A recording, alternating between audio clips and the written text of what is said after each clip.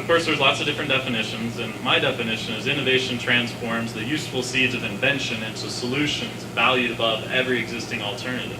So if you think about innovation and an idea that you're coming up with, you're not just competing against with all the other things in a category, or you're not necessarily bringing something completely new to the marketplace. There's probably something already in the market. So when Quicken was launched, it wasn't competing just against financial services software programs. It was competing against pen and paper and pencil and paper and spreadsheets and these other things that people were already using. But the definition, it doesn't matter. Everybody can have their own definition, and it's good that you have one. And that's the most important thing, is to have a definition for innovation, start establishing a common language around innovation, so that as people talk about innovation, everybody's speaking the same language. And value is one of those keys, and you've identified that in yours. And it's one of the keys to success. But if you look at other definitions of innovation, some people talk about the idea plus the execution. Other people might include insight in there, and the importance of customer insight in driving your ideation and driving your innovation. But value is missing here. So I like to talk about 3 components to innovation, or even 3 components to business success, which are value creation, value access, and value translation. And we'll talk about those. So value creation is, what new value are you creating with this innovation that you're trying to bring to the marketplace?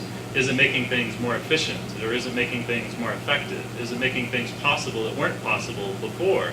Or is it creating psychological or emotional benefits that the customer didn't have access to before, or wasn't aware of before? And we'll show some examples of how people have launched innovations into the marketplace that have just been tiny little changes in how they talk about it, or the way that they communicate it, but still allowed the company to make big profits and big new revenue that didn't exist before. Value access is, after you've created this great amount of value for people that didn't exist before, how can they access it? How easy do you make it for people to unlock the value that you've created?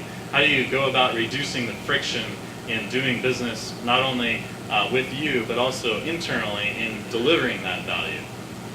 And then value translation, how do you take the value that you've created and then communicate that to people in a way that they understand, and in a way that they get it and can really, line up hopefully to buy it.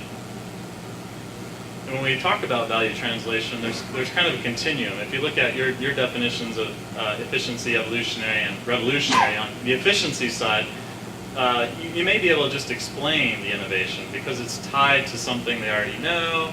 It may not take as much work. You can explain it and people get it because it's something they're familiar with, just taken a little bit farther. But on the revolutionary side, as you really push the boundaries and try to move forward away from what they already know, then that really requires often more education. And it may take time to really educate people and help them understand where you're going and how this value fits into their life, and how it's different, and how they can access it, and all of those things.